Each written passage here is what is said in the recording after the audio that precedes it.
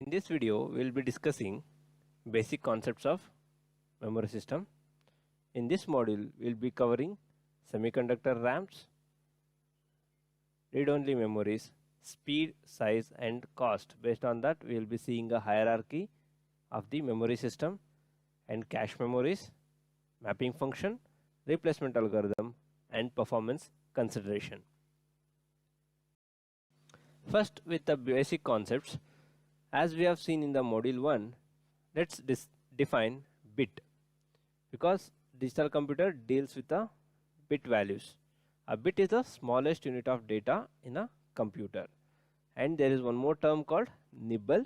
The nibble is nothing but a collection of 4 bits. The next term is byte. Byte is a collection of 8 bits, and we have something called word. So word is not having a standard number. It is purely based on the processor architecture, and in this complete subject we have considered a 32-bit architecture. So the word size is 32-bit, it means 4 bytes, and we should know the difference between k small b and k capital B. K small b means it is kilobits, k capital B is kilobytes. Similarly with megabits and megabytes. Next, we'll see how we are going to able to generate a address. So to retrieve any information from the memory, we need a address. So the address is purely based on the how many dedicated address lines are given in the processor. So here if you take there are 8 dedicated address lines are there from the processor, then how many addresses it can generate? It can generate 2 to the power of 8 minus 1. So that is the total number of memory location it can address. So this 8 value, if we are going to generalize, we can write the memory location addressed by the given k bit addressable processor is 2 to the power of k minus 1, which ranges from 0 to 2 to the power of k minus 1. If we take up some other numbers for k, like if it is a 24-bit processor, 24 bits are given for a dedicated address lines, then 2 to the power of 24, it means it is going to give you 16 megabytes of memory. So now if you want 1 megabyte, it is 2 to the power of 20, and if you want 32-bit operating system and 32-bit architectures we have seen. So if it is a 32-bit means what it is going to give you, it is able to generate 4 gigabyte of address. It means it can address till those memory locations. So it cannot recognize more than 4 gigabyte if it comes to RAM. So then we have to use some virtual address and all, so that we can map to the existing addressing scheme. If we are having a hard disk of 1 TB, like how we can get the data from 1 TB hard disk to 32-bit architecture, that is based on the virtual memory concept. So similarly, if you want 1 GB, so it means 2 to the power of 30. The address lines are 30. So similarly, we should know what is kilo. It is 2 to the power of 10, and for terabyte, we are going to use 2 to the power of 40. So why I am telling all these things, which we have already discussed in the first module, because here we are going to design a memory. So when we are designing a memory, we should know how many addresses are required, address lines are required to connect to so much of memory. For example, if I take a 4 GB of memory, if I want to connect a 4 GB of memory, how many address lines are required? 32 dedicated address lines I need for generating an address. So such designing we are going to discuss in this module. So for that we need these basic concepts. The memory is usually designed to store and retrieve the data in word length quantities. So the given memory, virtually we are going to divide into words, and each row we will call it with the individual word, and the word will be having a number of bytes based on the architecture. Here we are going to consider a 32-bit architecture. So here we'll be having a 4 bytes in the given word. So when we consider a 32-bit architecture, the processor generates 32-bit address for a read or write operation. When it is a 32-bit address, the 30 bits, the first 30 bits are used to recognize which word it is out of the memory, which word I am going to be concentrating. That is going to be given by the 30-bit, and next 2 bits are going to decide which byte inside that word, because I had told it's a word is of 32-bit, and 32-bit, if you convert it to byte, it is a 4 byte. 2 bits are more than enough to recognize 4 bytes, that is 00, 01, 10 and 11. So I can get all 4 bytes with the 2 bits. So out of 32-bit, we are going to use 30 bits to recognize the word, and 2 bits to recognize byte inside that. And we have seen even that something called little endian and big endian while discussing in the first module. The little endian is used by Intel processor, and big endian is used by the Motorola 68000 processor. And we are having recently we are using ARM processors, ARM architecture, which can be configured for either arrangement. It can be big endian or it can be little endian. That freedom is given to the developers.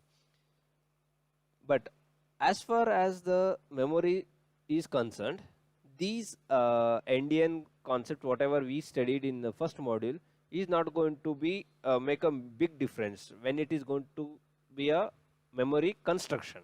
But when it comes to a data storage and retrieval with respect to memory, then these two plays a major role. Consider a read operation. So when we are performing a read operation on the memory, other bytes may be fetched. When we are performing the read operation with 32-bit address, other bytes along with that may be fetched from the memory, but these are other extra bytes which are being fetched from the memory is ignored by the processor. If the byte operation is a write, then the control circuit of the memory must ensure that the content of the memory byte of the same word are not changed. So when it comes to write, if we are going to get the more bytes, so we are going to ignore it, processor is going to ignore it. And if it is a write operation, then it's a job of the controller, memory controller, which is going to be responsible for storing on the right byte in the respective word. Let's see the simple memory architecture, where we are going to show the memory as a black box. It's a virtual representation. We have seen that already the MER and MDR are the responsible registers from the processor end, which are mainly used to perform the read-write operation over the memory. So MER stands for memory address register, which is going to have k bit of address lines, dedicated address lines, and MDR will be having n bits of data lines. And we know already that bus definition, and there are 3 types of bus, that is address bus, data bus and control bus. So here all 3 buses are used. The address bus is responsible for carrying the k bit of addresses, and data bus is responsible for carrying the n bit data, and control lines can be read write with respect to memory operation. It can be MFC. MFC stands for memory function complete.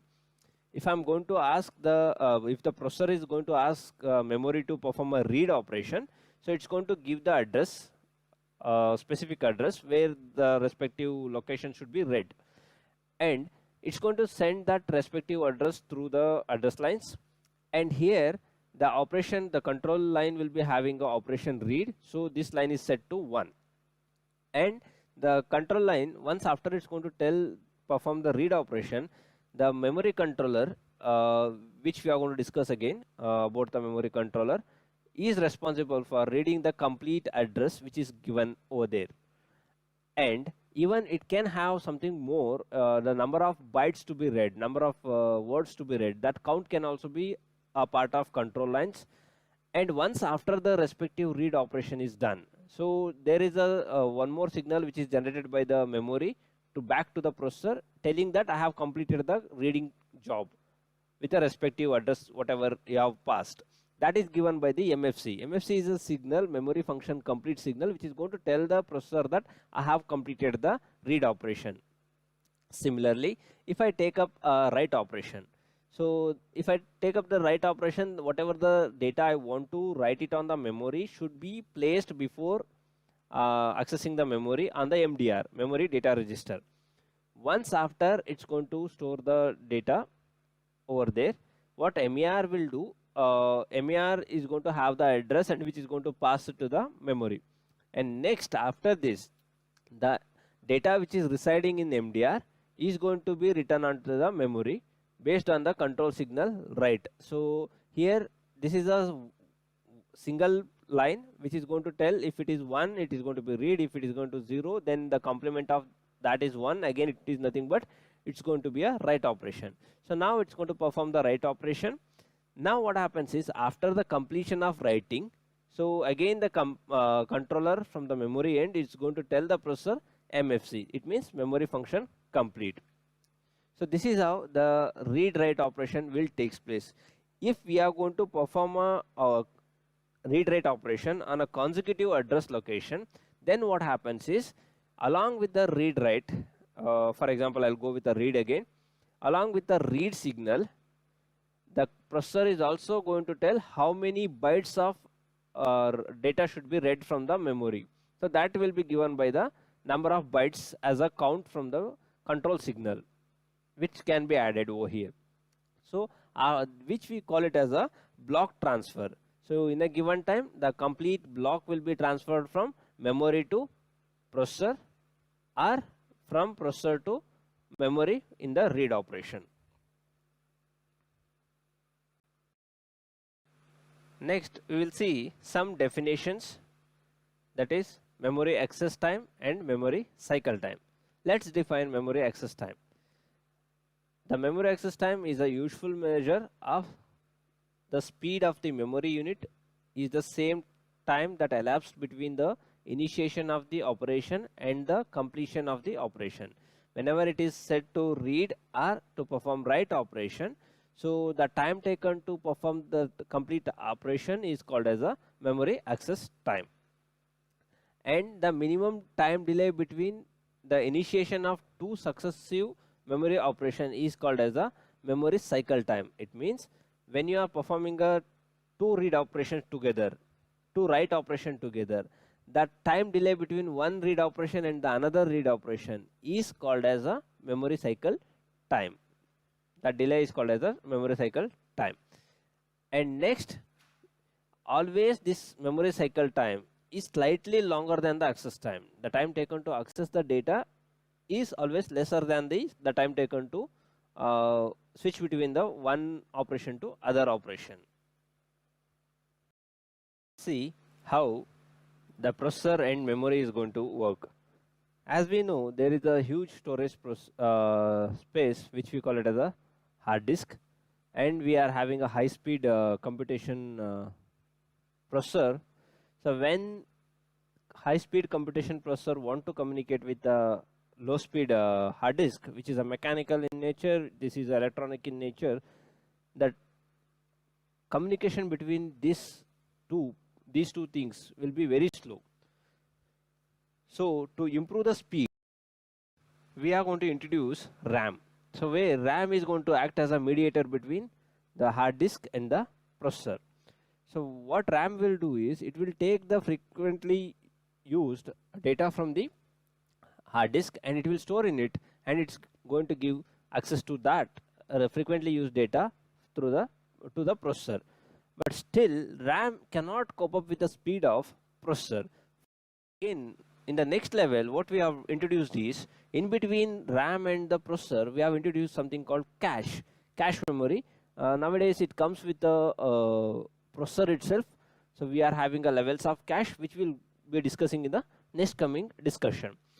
The job of this is to, as the RAM is taking the data, frequently used data from hard disk, and it will store in it, and this is huge in size, this is little small in size compared to this, and we'll be having a cache where highly used will be there on the cache, and that is accessed with a high speed, because the processor is too speed and we should not make the processor to wait. We should give the data as fast as possible to process it.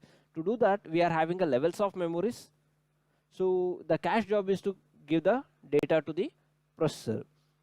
Again, we have something that what if we need more space where the RAM is not capable of storing the data. For that, what we are going to do is we will be coming with the concept of virtual memory. The virtual memory is the one is going to increase the size of the memory, but it's a part of the hard disk itself, but it's going to increase the size of the memory virtually, and where the data will be gathered from the virtual memory to RAM, and as like we have discussed, RAM to cache, cache to CPU. So here going to discuss two things. We have introduced two things, that is cache memory and the virtual memory. Cache memory is actually used to increase the speed.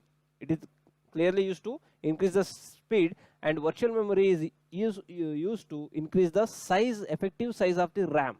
It is not the hard disk, it is used to increase the effective size of the RAM. We'll see what is cache memory. Cache memory is the fastest memory, as we have already seen. It's the fastest memory that is inserted between the larger and slower main memory. It means the larger memory and the slower RAM is going to contain this memory cache. It holds the currently active segments. We are going to divide the given data into pages, blocks, segments, lines. So again, I'll discuss about these terminologies when I'm going to discuss in detail about cache memory in this module. Right now we'll see it is going to hold the frequently used, very highly frequently used active data will be stored in the cache. It is not, because it is very small in size, and it is too costly also. We cannot take up more cache to the processor, because it is static RAM, which is costly in nature. And coming to virtual memory, whatever the RAM we are having, like if I take up a currently used 64-bit processor, i10, i9, 10 generation and all. So what happens is they can generate address to the 64 gigs also. 64 gigs of RAM, but what we are using in our current laptop, it will be 8 GB or 16 GB. So what if we need more memory? So processor can generate address, but we don't have so much of RAM in it. So what we can do is we can take a part of the hard disk, and we can V means what here? This is all the job of the operating system. Operating system is responsible for creating a virtual memory and treat it is similar to a RAM, and so that the computation task should not be interrupted. The speed should match with the processor speed. That is what is virtual memory concept is. Virtual itself tells it is not physically exist. It is a part which is created from the operating system. Virtual memory is another important concept related to the memory organization. Virtual memory is used to increase the apparent size of the physical memory. Data are addressed in the virtual address space that can be as large as the addressing capability of the processor. This is what I said. When a processor, i9 processor of 10th generation, currently what we are using, so that can address 128 GB of RAM also. But the thing is, when we are using a processor i9, but what the laptop or desktops, what we are buying, currently we may go with hardly 16 gigs or 32 gigs of RAM. So what about the remaining? That can also be addressed. That addressing capability can be used with the help of virtual memory. But at any given time, only active portion of this space is mapped to the location in the physical memory. We have seen if I take up an i9 processor with a 10th generation, what happens is that 10th generation processor can have 2 TB of hard disk in it or 4 TB of hard disk in it. So how it is going to generate so much of address, 4 TB or 2 TB, or it can be 8 TB. So how it's going to generate? It is with the help of virtual. What it is going to do is, apart what it is going to be considered as a virtual memory, only it can address till that. The remaining what it is going to do is, it is going to be mapped into a bulk. So the remaining it is going to keep it as a bulk, which I am not using right now, but it is there. Whenever I want, I will recognize with the help of virtual memory. The remaining virtual addresses are mapped onto the bulk storage device, which we call it as a hard disk. And this is how we have seen that all the basic concepts from the bit, nibble, byte, word, and we have seen the, again we have recalled the concept of word alignment, byte addressability, little endian, big endian, and we have seen how the given address is going to be divided into two parts. One is to recognize the address, address of the word, and the second one is to recognize the byte in the given word line. So after that we have seen what is the access time, cycle time definition. Then we have seen that why we have introduced the RAM, why we have introduced the cache memory, why we have introduced the virtual memory, and also we have seen basic structure of the RAM, and which consists of MAR, MDR, and how MAR and MDR are going to work based on the control signals, read, write, and memory function complete, and it can have more control signals also. So for all this, I have used this textbook. Thank you.